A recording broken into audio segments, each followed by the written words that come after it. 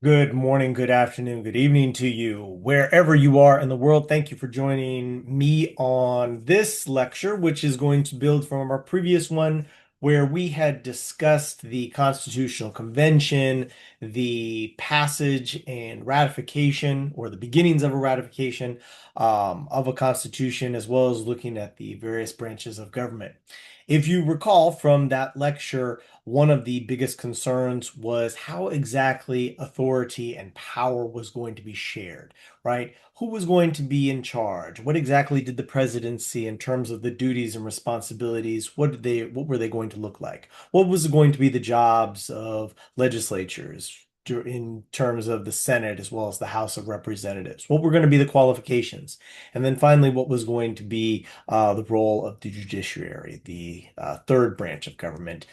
And so in this lecture, what we're going to be looking at is how exactly in the very early days of the Republic, we'll be looking at three presidents, in particular, the presidency of George Washington, the presidency of John Adams, and the presidency of Thomas Jefferson.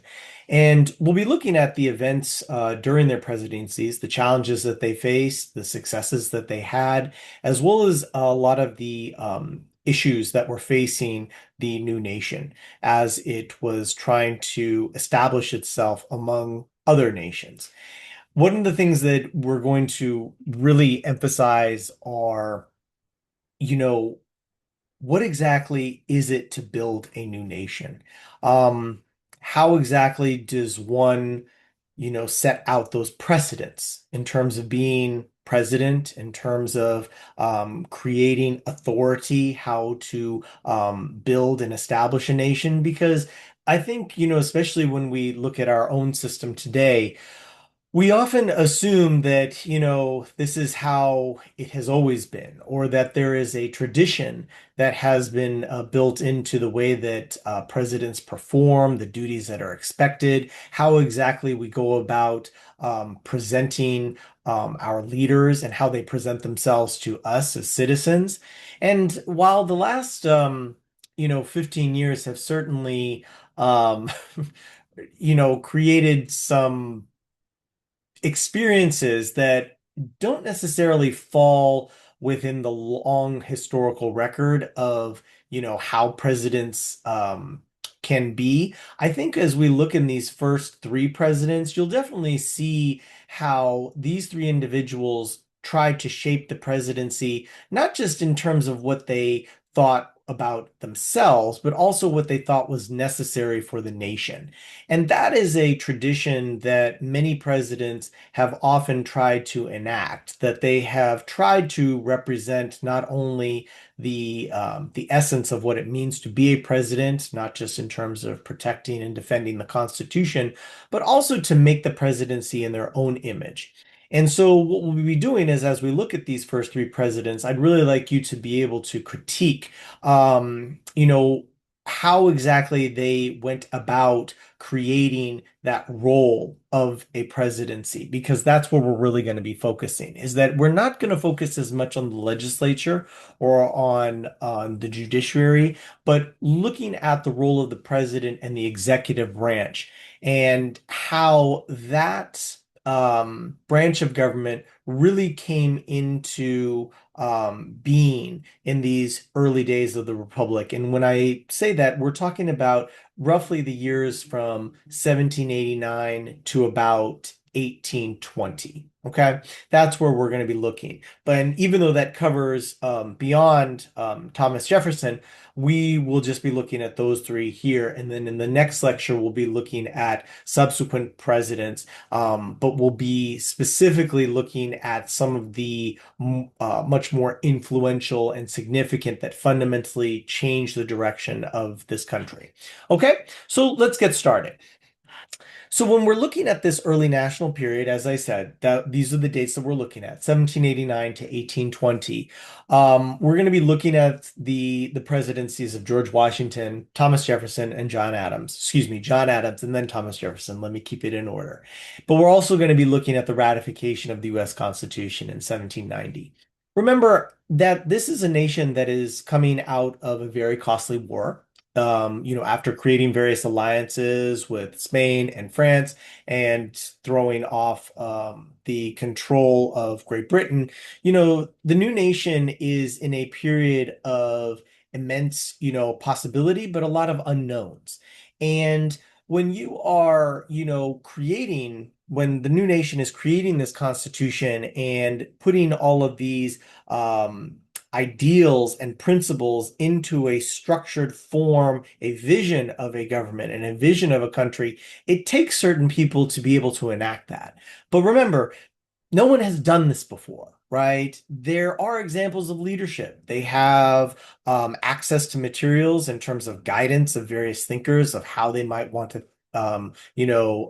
think about that role that they're going to be taking on, whether they're legislatures or the president or an individual who is a civil servant that's working in the government. But nobody's done this before. And so the reason why this period is very crucial is that we're going to see a lot of precedents established, ones that others will follow or will build from. But as we've seen, at least in the last like 20 or 30 years, we have seen some presidents really shirk those precedents and, have turned the presidency into an experience that is largely focused on the self and the individual and rather than the country.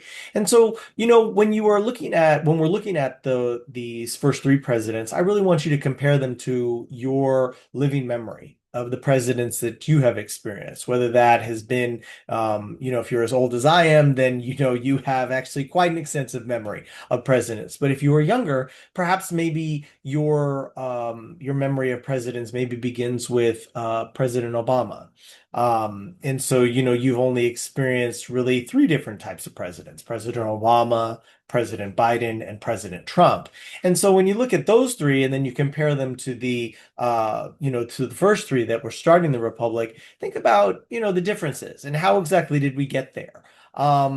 Because as was discussed in the previous lecture, the Constitution is something that is meant to be as a guide for the people who are living with it in that time period. A guide in terms of principles and ideologies, but also a framework in which how to enact and respond to the issues of the day. And so you might want to think about, in those early days of the Republic, how exactly they were thinking about their role, how can they use the Constitution as a guide, and then how are our current leaders doing that same thing, if at all.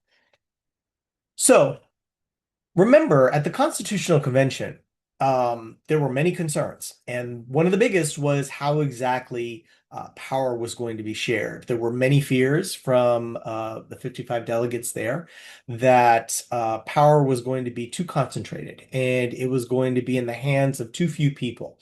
That would initially just create another king, an elected group of oligarchs, or a system where, the powerful would rule and power would not be shared, and it would once again just replace one authority with another. And there was another group of individuals who really favored a strong central government because it was necessary for a strong central government to be able to enforce laws, to be able to pass treaties, to be able to levy taxes, to be able to maintain a military. And that really comes out of the consequences of what was happening, not just with the first two continental congresses, but then what also happens under the Articles of Confederation that proved to be very weak and very ineffective.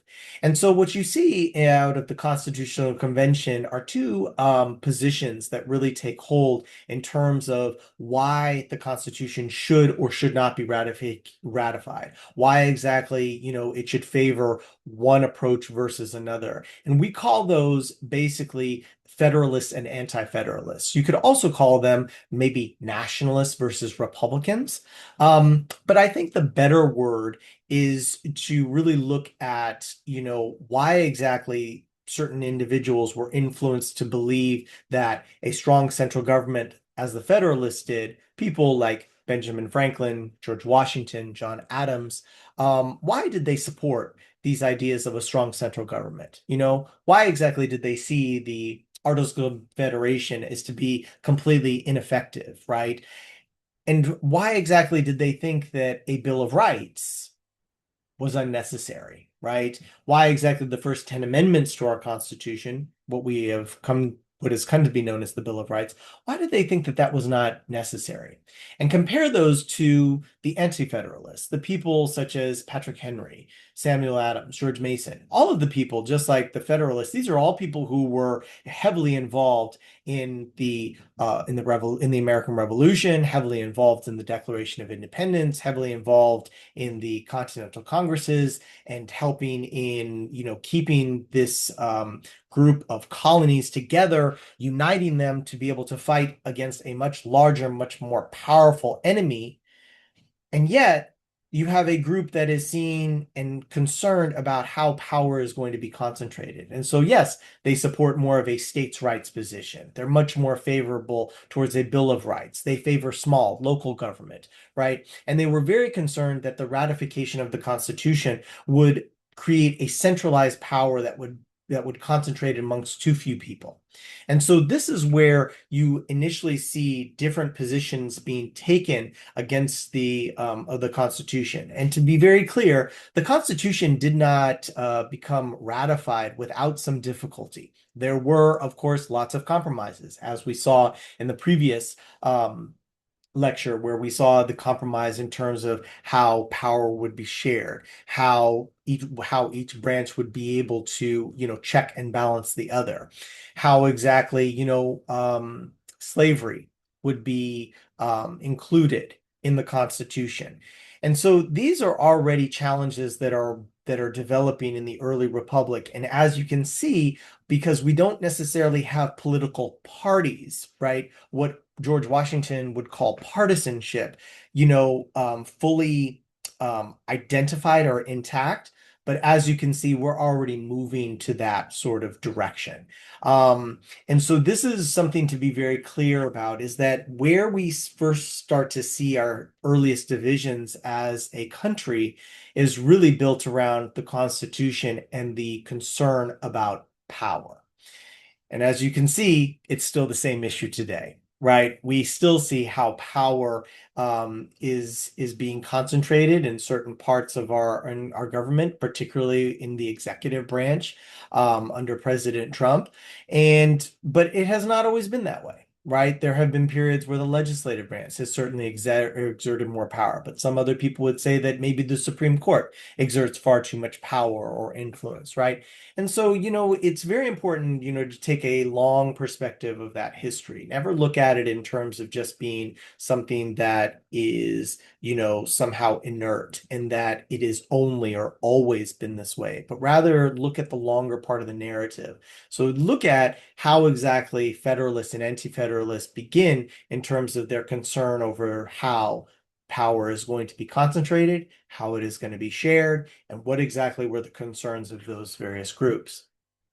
And so when you take a look at those differences, just be able to break them down. It's very simple in terms of, strong central government, more localized state governments, a Bill of Rights, yes or no, are they going to support, are they going to defend? And one of the ways, what I'd really like to point out is that, many of us, have probably heard of the Bill of Rights. You've probably heard of the First Amendment or the Second Amendment or the Third Amendment, but this was a real point of contention. And one of the reasons why it was necessary to be included in the ratification of the Constitution. Originally, there were 12 amendments to the Constitution, 12 articles, excuse me, that were first presented, but only 10 of them actually get amended into the Constitution of the United States. Now, you're probably asking yourself, well, why exactly? Because from a Federalist standpoint, the argument was made that there's no need to be able to enumerate, to actually list out the rights that are necessary for people to claim that they have. From the Federalist perspective, it was already understood, right? That which it is not contained in this document, right, is already provided for the people, and that the state constitutions and state and local governments would be able to provide that enumeration. But the Anti-Federalists did not feel that way. They felt that it was absolutely necessary to be able to enumerate this because you know, if you do not list out, if you do not claim and, give the sense that there are actually limitations to the powers that are defined within the Constitution in Article 1, 2, and 3, then you leave yourself open, right? Open for a certain individual or a group to be able to create a space where they may be able to enact certain controls and powers. And this is what created that division at the Constitutional Convention. One of the, because both sides see this issue very differently, it's really centered on, this idea that opponents of a Bill of Rights, because of this idea of implied powers, that you don't need to list it out. It's already there. It's implied in this. If the government is able to do this, then everything else is given to the citizen, right? That if there are, if you have limited rights, right? The argument against that was that if you don't enumerate these rights, then they will be lost, right? And that an individual could be able to imply, as their authority is asserted, that no, you don't have that right. And so the checks and balances that is often argued in that system, because it wasn't necessarily enumerated in terms of who can do what and who is able to do what and what the government can and cannot do, there was a concern that this system would initially become ineffective and that it would not be balanced in terms of what it could and could not do, excuse me, for the people. So what initially happens is if you take a look at the Bill of Rights, and you can click on this, and there's a nice little transcription. It talks about the joint resolution of the 12 amendments here. And you can see that they list the various articles, Article 12. But the actual Bill of Rights, it's actually passed in 1791, you can see them here. And this is the ones that we're actually most familiar with, right? And as you can see in each amendment, it states what exactly the government can and cannot do, what the people, what the states are allowed. So you take Amendment 1, Congress shall make no law respecting an establishment of religion, prohibiting the free exercise thereof, or abridging the freedom of speech, the press, the right of the people to peaceably assemble and to petition the government for redress of grievances. We have, often described Amendment 1 as freedom of the press, freedom of speech, right? Freedom of assembly, right? And the ability to redress grievances to your government, meaning that you can petition so that you can say something bad about your government, to say, like, I think the president is an absolute idiot. And what they are doing in Iran is absolutely terrible and despicable. And the government cannot, arrest you for that. They can't claim that you are being seditious or that you are being somehow antagonistic, right? Because that is a freedom of speech that is protected. Because that was one of the same issues that many of the people who are anti-federalists at the time experienced under King George and Great Britain, that they could simply be rounded up or, arrested simply because of how they spoke or what they wrote or how they felt about their government. And so that was what they wanted to be able to protect against. And so take a look at these. These are amendments that are very crucial. They are the essence of what is embodied, in our civil rights, right, in our Bill of Rights. And it is from these amendments that we will get subsequent amendments, right? Many of you are probably familiar with, the Fifth Amendment, this idea that, one cannot, be, self-incriminate, right? But if you read all of, the amendments themselves, there's actually a lot of great information in there, right? When you think about like Amendment 4, this idea that an individual can be secure in their persons, their houses, their papers, their effects, right? To unreasonable searches and seizures, right? This idea that you have to have a warrant, that you have to be able to access it, right? And as we, have looked at before, it is, amendments like Amendment 4 that, have allowed us to be protected in our use of our cell phones, right? That the government can't spy on us, using that, or that a police officer can't access it once you're arrested, right? There has to be a warrant or a reason to search this item because it is an extension of you. It falls under this idea securing your persons and effects against unreasonable searches and seizures. And so even in 1791, because the framers had no idea that such technology would be there, they left an opening, right? An opening for something to be interpreted in terms of whatever does that mean, somebody's effects. Okay. So definitely take a look, at, the Bill of Rights because it is a fascinating piece of our Constitution and one that, while argued strongly against by the Federalists, nonetheless, in order for the Constitution to get ratified and passed by the 13 states, um, it was going to be a necessary piece. And I think that most individuals who, really look at the genius of the Constitution would be thankful for the individuals that stuck it out and fought for it. So they have their Constitution and they're going to hold elections. So the first election in 1789 is going to be the election of George Washington.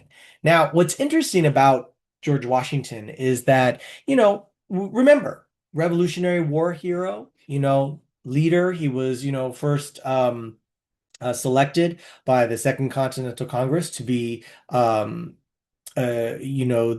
general commander of the militia forces and the Continental Army. He is very successful in battle. He actually, by the time the revolution is over, he is basically emblematic of, freedom on this continent. And he becomes the representative of what is held by much of the population to be the individual who is to best represent the new nation. So it was almost a foregone conclusion that, of course, he would be the logical choice to be the president.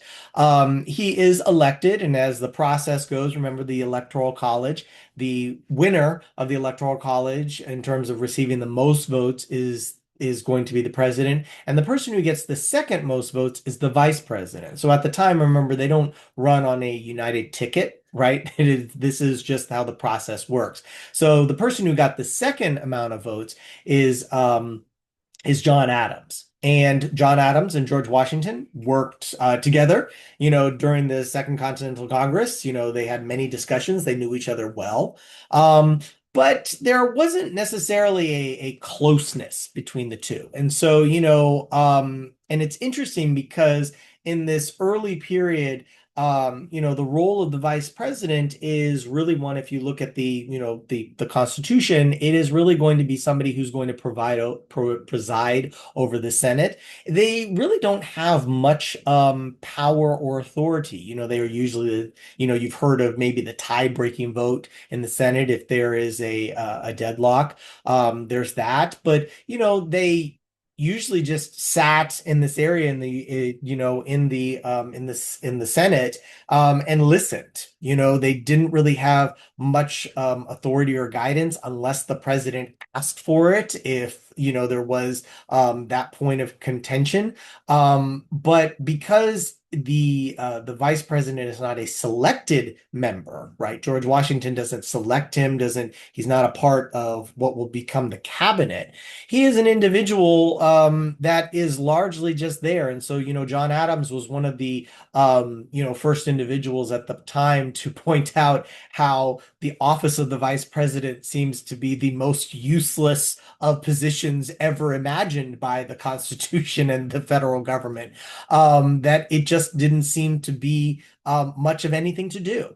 And so, but what is important about the election of George Washington is that when George Washington is elected and he takes the oath of office, he is very much aware that by stepping into this new role, that everything that he does is going to be scrutinized and it's going to be a first. And he was aware of that.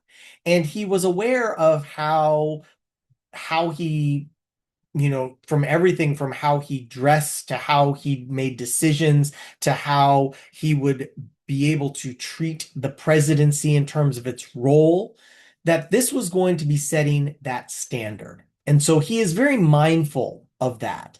He is very mindful to be able to use the Constitution as the guide in terms of how and what he's allowed to do, but there's a lot of room there to be able to create your own. So, for instance, one of the first things, that is created in the inauguration when he's inaugurated into office in New York City and takes the oath of office that all of us have seen if you've ever watched, the inauguration.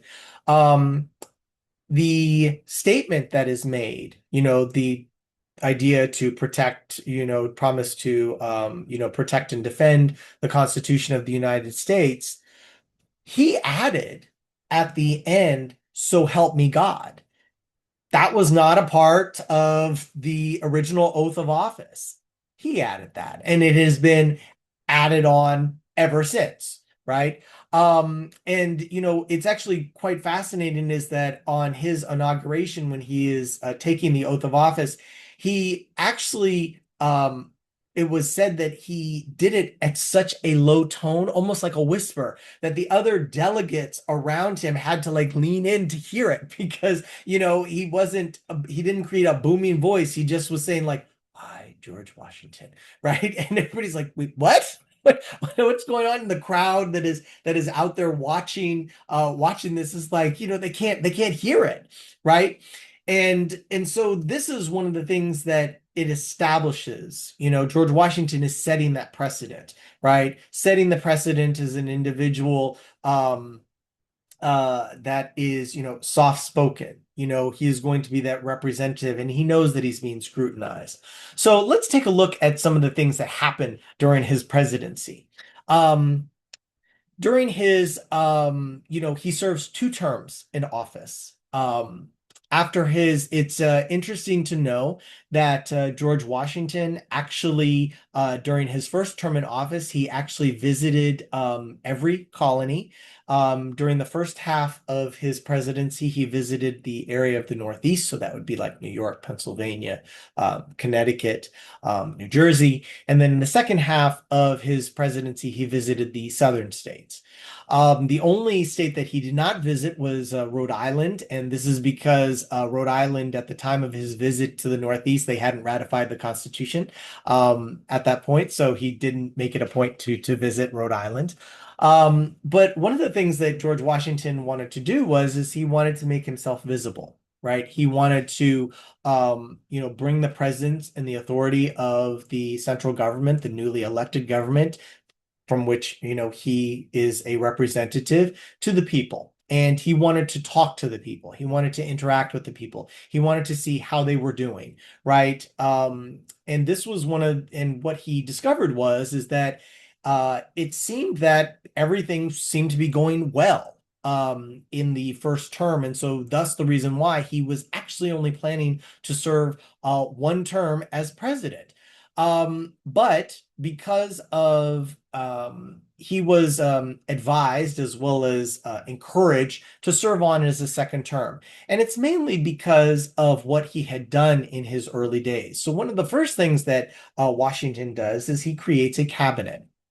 He selects a set of advisors, people of different perspectives, people of different mindsets and thought processes, because his idea is that if I pick people who have strong positions, if I pick people who may be experts in their field, they will be able to advise me, and I will be able to make the strongest decisions and the most informed decisions for the country. And so he sets this this precedent of choosing the cabinet. And you may be aware of some of the people that he chose in his cabinet. So one of them would be Alexander Hamilton, who would be Secretary of the Treasury. He also chooses Thomas Jefferson, who is, Secretary of State. And so, the idea is that he wanted to establish himself in terms of being somebody that is informed.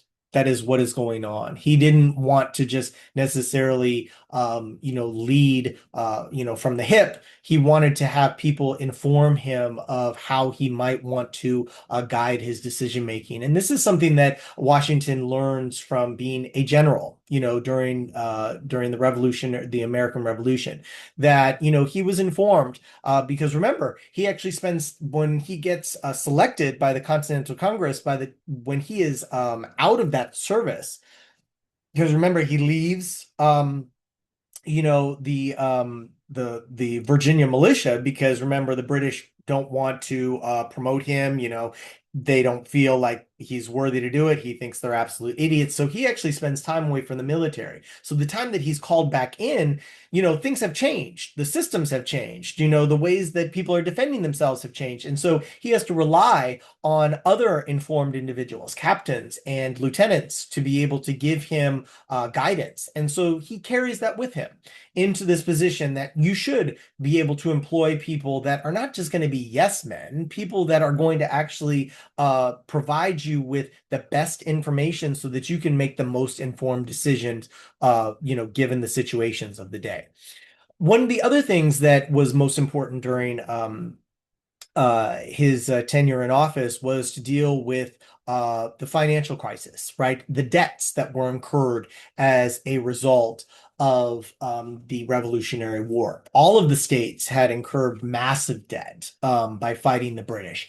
And many states, as we had seen in the previous lecture, were suffering under taxes. They were suffering under the ability to, boost their economies. And so under Alexander Hamilton's financial plan, his advice to the president was to create and secure a national debt and to create a central bank. So essentially, what this would do is that the federal government would take on all of the debt from each of the states, and which essentially creates a national debt. So meaning that the states are indebted to the federal government. By doing this, they create under Alexander Hamilton's plan, is that they create what is known as international credit, meaning that the greater the debt that somebody has, towards you or for you, or that they're in with you, that the greater amount of credit that you may have from other nations likely to lend it to you, right? This is the whole idea, is that by establishing a credit, you create an authority. With that authority, you create a sense of power. Now, this, of course, creates concerns for anti-federalists, because this is precisely what they were worried about, is that if the authority to be able to enact tax policy or monetary policy, or control the economy, is centered amongst a few people or in a concentrated area within the government, this could lead to corruption. This could lead to behaviors and policies that would be very reflective of the same issues that the colonists were complaining under King George. And so this is where you start to see some of those problems already starting to be created within even the cabinet of George Washington, because and probably the most well-known are the disagreements between Alexander Hamilton and Thomas Jefferson, that they were notorious for disagreeing with each other. It didn't necessarily start off as as antagonistic as it eventually turned out, but it was one that was a constant area of disagreement between the two, because Alexander Hamilton was very much a pro central government, strong central financial structures, whereas Thomas Jefferson is very much of the mindset of small local yeoman farmers. He doesn't like this idea of central authority being so concentrated. It needed to be shared. It needed to be dispersed. And so that was a point of contention. But also, that one of the things that Washington also wanted to do during this period is he wanted to be able to stay out of foreign wars and creating neutrality.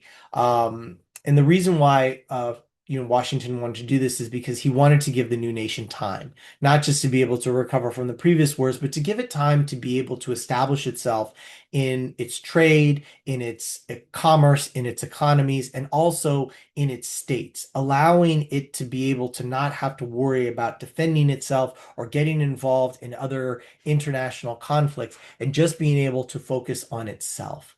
And that's very important because it does give the country time. He establishes periods of neutrality, to staying out of those issues and conflicts that will happen under later presidents. And this is that establishment that those precedents that he establishes. Also, what he establishes is that two-term tradition. By the time that George Washington is finishing his second term, he is extremely popular and people wanted him to serve a third term, but he denied that, right? He could have been elected, a president for life, an elected king, essentially.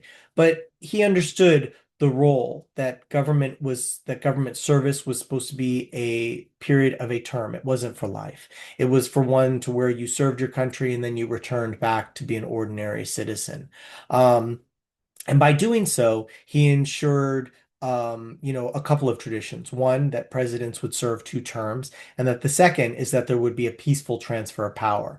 That is one of the hallmarks of our system, is that we have always had a peaceful transfer of power from one administration to the next, and that has been largely questioned in the last 10 years because of we have seen the rise of political violence and the role that mob rule has played in the last 10 years in our government. And it has made many people concerned, as well as questioning that peaceful transfer of power. That, despite our differences, despite our disagreements, we don't turn to violence to solve and install our political leaders. We simply accept it what it is and we try again. There's a very famous saying, in terms of democracy, that democracy is for losers. And meaning that, even if you lose, you can try again, you can run again, you can keep running, you can keep trying, right? And that, in order to get back into power, you have that opportunity in which to keep participating, right? That the loser can keep participating and keep running. And that's one of the things that really establishes that. So you have those two precedents. So establishing the precedent of establishing a cabinet, establishing the precedent of a two-term, establishing the peaceful transfer of power. And the other area that is often associated with that of course is associated with Washington is also establishing the authority of the central government. And this is embodied in what happens to be known as the Whiskey Rebellion. As was mentioned before, taxes. There were many people, a great many people, who are quite upset with taxes, especially with whiskey production in Western Pennsylvania during the presidency of Washington. And mainly this is because of one reason in terms of the taxes. It wasn't necessarily that people didn't want to pay their taxes. It was the fact that the tax system was unfair. So, under the laws that were passed in terms of the taxes that would be placed on whiskey under Alexander Hamilton's plan to raise revenue for the federal government, it was that it favored big whiskey producers, so larger farms as opposed to smaller whiskey producers. So, whereas larger whiskey producers were maybe paying like a 7 cent tax on their production because they were producing more. They didn't have to pay as much. Smaller producers were being charged 9% tax, right? And so this seemed very, very familiar to, these small farmers who were like, wait, isn't this exactly what we fought against? That, an unfair, undue excise tax that we don't get to necessarily, be a part of and decide a part of that legislation. And this creates, street warfare, proto-rebellions in Pennsylvania, even to the point where officials who are charged with collecting taxes are attacked. Some are directly and physically attacked, beaten up, tar and feathered, run out of town. And George Washington decides that after seeking his advice from his cabinet as well as from the court system, at least the legalese of it, that he decides to raise the army and send it out to Western Pennsylvania to put down this rebellion. It doesn't actually come to actual physical arms because the leaders of the rebellion had already fled by the time Washington arrives with the militia. But the militia does end up arresting several people, and several people are tried in Philadelphia for their crimes. But then later, President Washington pardons them. Another example of using the Constitution and setting precedent. But what is most important about that is that it establishes the authority of the central government to be able to excise taxes, and that the executive branch would enforce those laws, right? That is one of the key components of Article 2, is that the executive branch enforces the laws as passed by Congress. And so that is a very important thing to establish, is that it is not just an empty paper tiger that the Congress is that once those laws are passed by the consent of the governed who have sent their representatives to pass these laws are then enforced by the executive authority. Even if it is not something that they are truly passionate about, they are charged with exercising it. And as you've seen, especially with President Trump, as well as President Biden and President Obama, that there have been disputes and conflicts on that when, the president feels that, what, I'm not going to enforce this, or I'm not going to do it to justice. And then there is that tension that arises. But I think that's, if you are able to look at George Washington, I think, for all of the because it is very fair. Remember, even at this time, as George Washington is president, remember, he is still a slaveholder. He is still profiting from slave labor. And, I think that it is necessary to, hold that in critique at the same time that he is establishing a precedent for the role of a president and how one conducts oneself in office and in duty. But it is fair for us to be able to both look at the achievements of George Washington as well as his actions and behaviors as a slaveholder, that it can be hard to reconcile the two, right? Because remember, at the time, slavery is legal throughout all of the states, and slavery is that system that many of the states rely on for their for economic productivity in order to produce. So, and even at the time, um, because remember, George Washington was president of the Constitutional Convention. He saw the disputes that were going on about slavery then. He is well aware that slavery is already a point of contention, even at this point in the early republic. Of course, he, like many others after him, are going to find that this is going to be an issue that is going to keep arising. And of course, as we will see, it will take eventually a civil war to solve it. But for the time being, please consider George Washington and, the way that he establishes those precedents, and why do you think that that is so significant and important? So after George Washington leaves office, there is another election. And in this election, there is John Adams, and John Adams receives the most votes. Um, and the person to receive the second most votes is Thomas Jefferson. So Thomas Jefferson is going to serve as his vice president. Now, at the time, they are still very much a part of two different distinguishing factions. John Adams is a Federalist, believes in strong central authority, believes in a strong central government, and Thomas Jefferson is very much a Republican.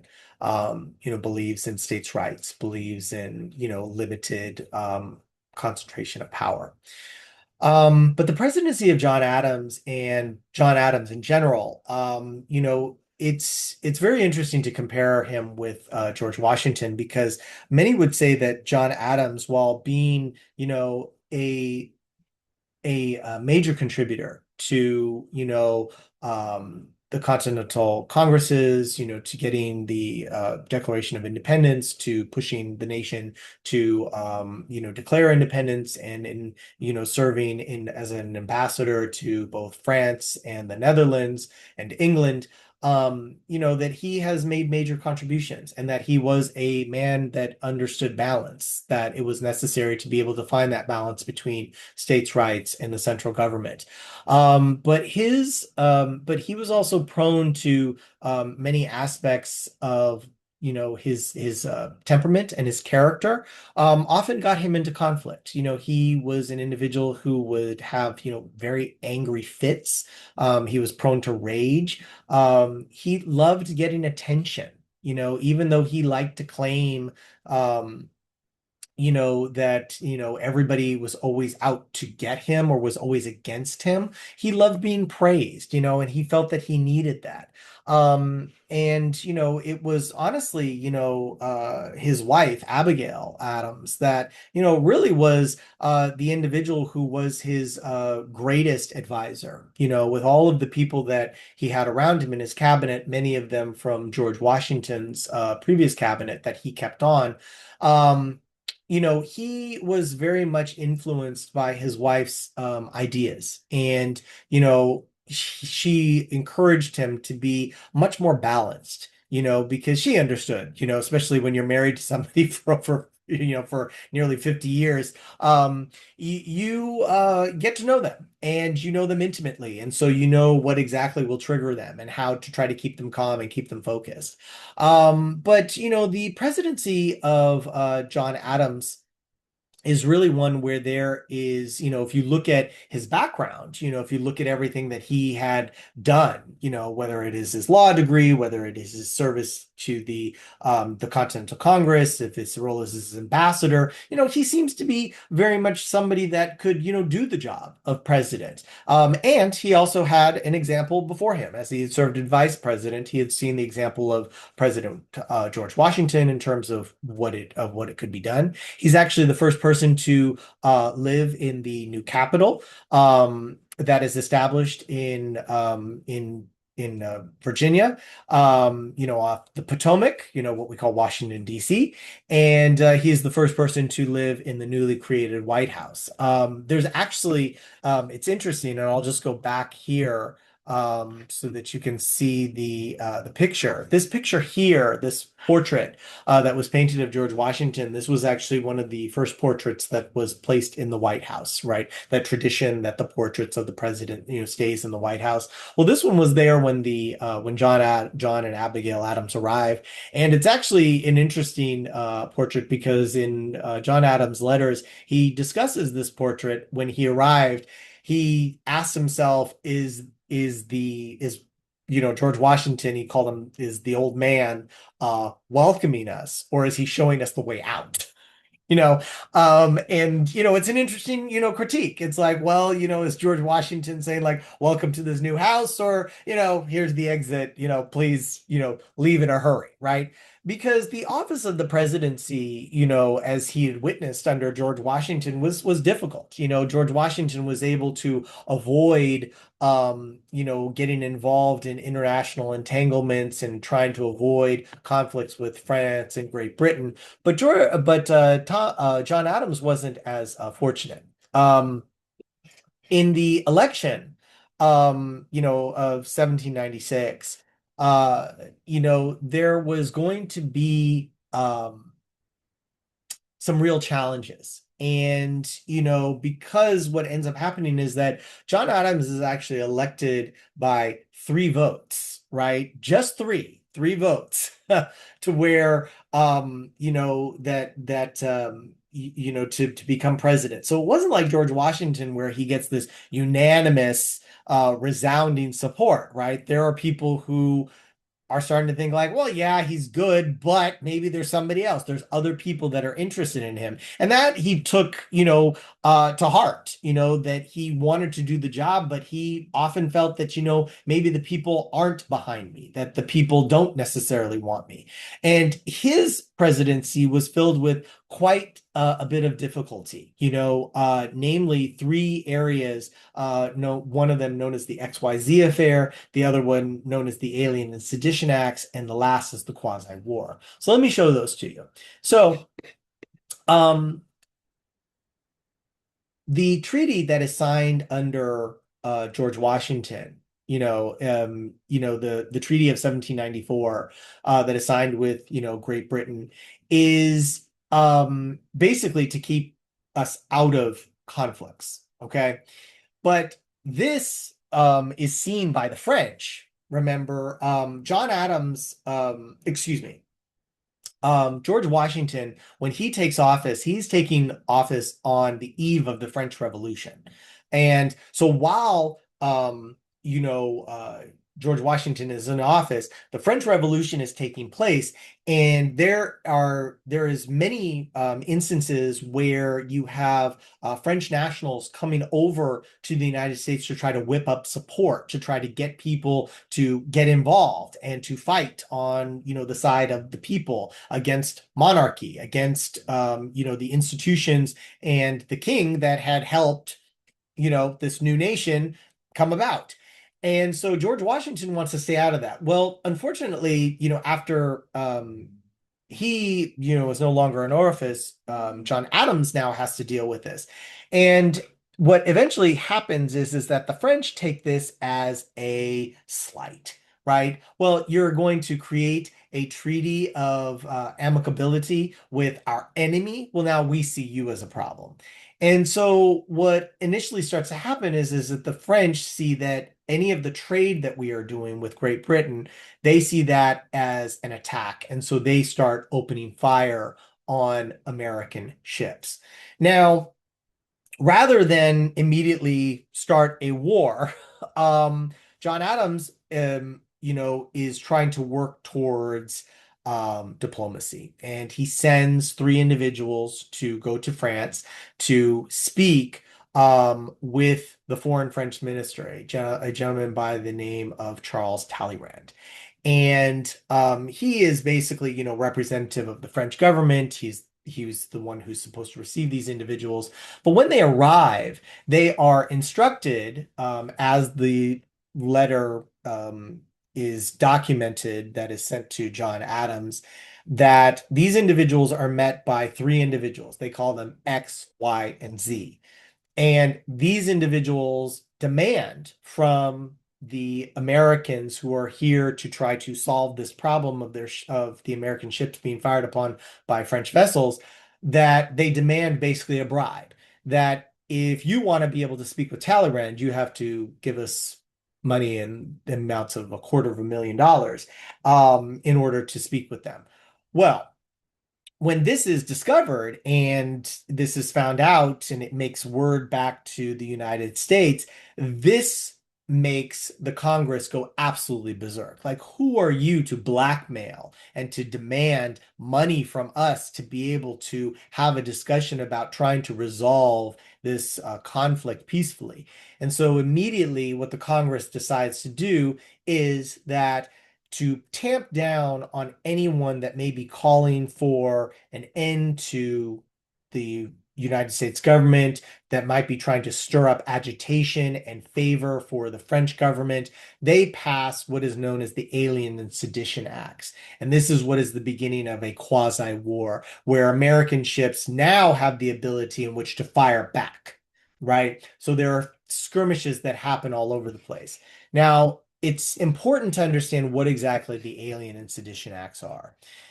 The outrage that is created amongst the Americans in this new republic by the XYZ affair is that it decides that they are going to pass a collection of laws. There's four of them, and they're collectively known as the Alien and Sedition Acts. And essentially, what they do is they change the requirements of citizenship, right, from 5 to 14 years. They authorized that certain aliens, quote unquote, can be deported, that they can be arrested, that they can be put in prison, and they can be deported during wartime. Because during a period of conflict, it is up to the federal government to keep the people safe, to keep the country safe, and so that anybody who is seen as a threat can be thrown into prison and deported. And third, the ability in which to speak false, scandalous, malicious writings to print any of this can get about the government, can get you in prison and also deported. Now you can see where some of the problems might exist in terms of the Bill of Rights, especially, the First Amendment, which protects against this ability in which to, you know, state how one feels about what the government is doing. Well, the Alien and Sedition Acts get overwhelmingly passed, and this is mainly because it is a federalist dominated, government. And, the argument that John Adams makes is that, while he was very conflicted about this, it was, explained to him that this is what the people's representatives want, and they want to support this. And so it's not trampling on the Constitution if this is what the people are demanding in terms of a response from their government. And so he reluctantly signs it. Now, the Alien and Sedition Act, you may have heard of it when President Trump has tried to use it in terms of his justification for the deportation of illegal immigrants or the deportation of declaring people non-citizens, right? He's often tried to use this act as justification for being able to scrutinize anybody that speaks about the government in what they may deem as a negative way. The problem with the Alien and Sedition Acts is that it's very vague, right? Who is an alien, right? Who is a threat? What is scandalous? What is false? What is malicious? Right? What exactly are those things? Because they're very much open to interpretation. And so this is one of the first periods in our history as a nation where we already see the conflicts coming about because of the differences in interpretation of the Constitution and how it should be enacted, how it should be protected, how should people be protected, right? What exactly does it mean?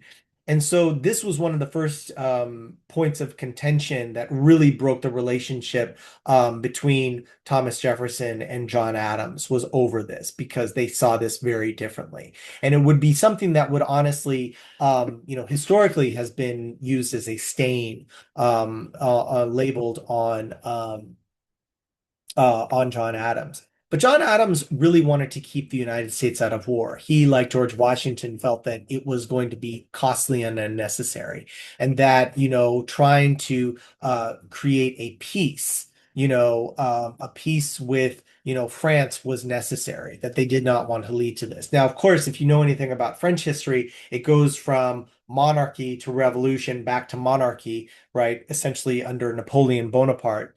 And once Napoleon comes back into power, John Adams is actually able, to create an agreement. They can get a treaty of peace. It's known as the Treaty of Mortefontaine.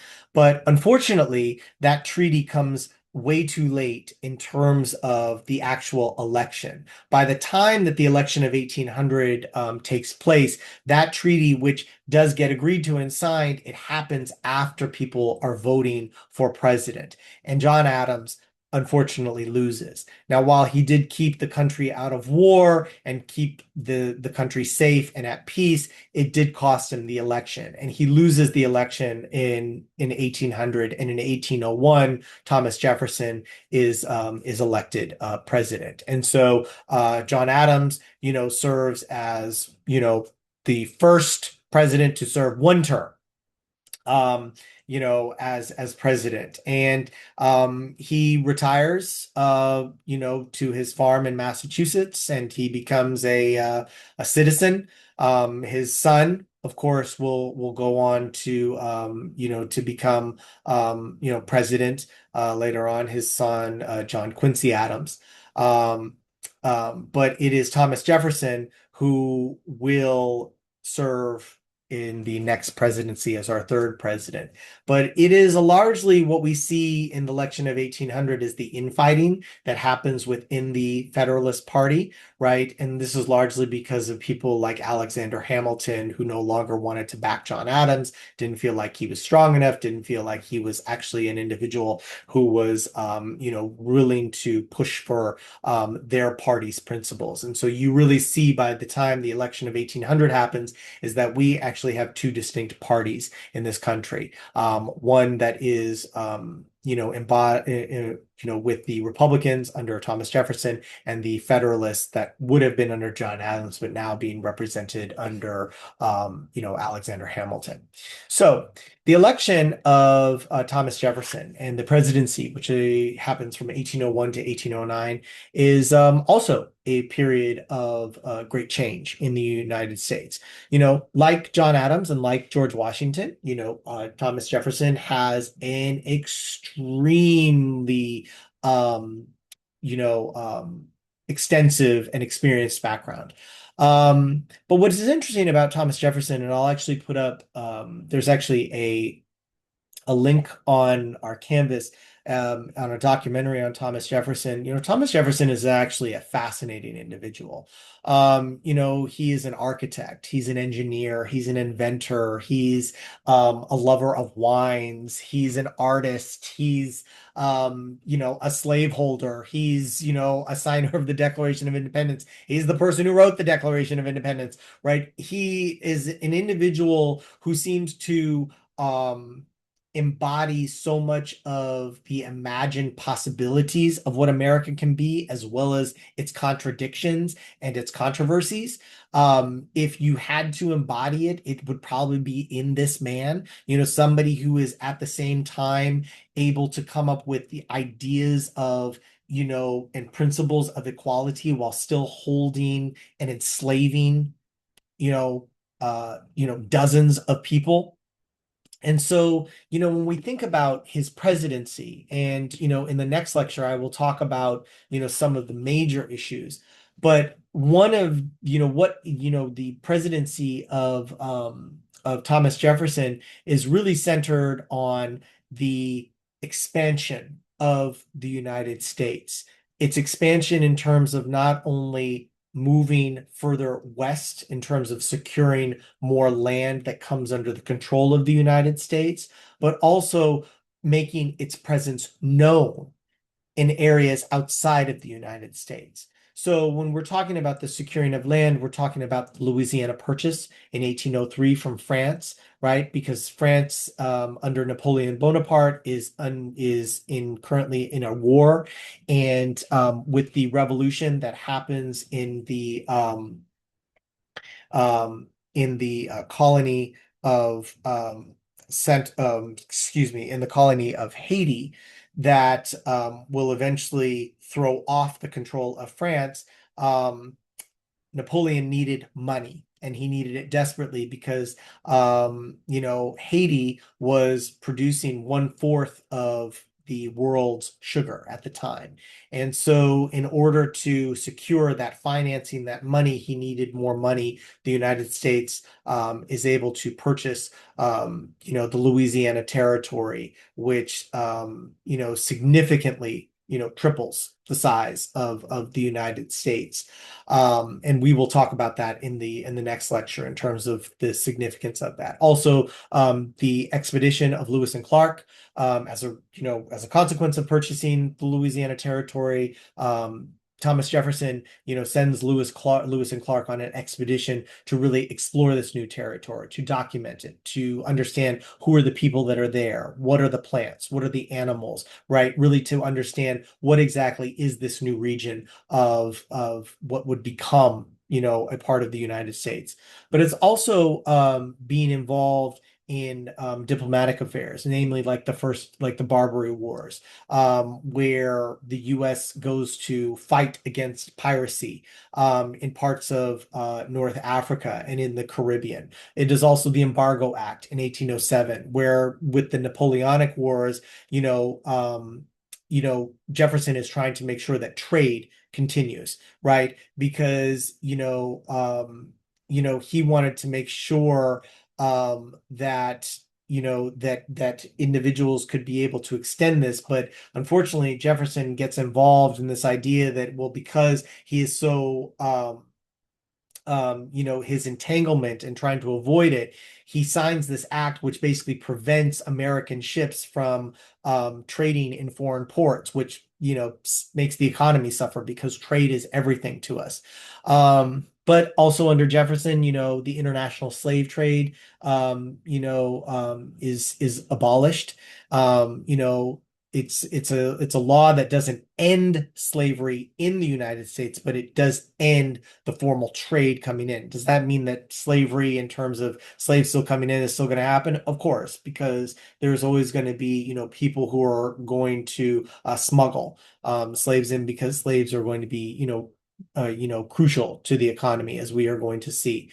But, one of the things that is very important to recognize that under Thomas Jefferson is that, he is an individual who is extremely complicated, but he is also an individual who is interested in expanding, the American system and the idea that Americans are going to move out from their territory. Okay.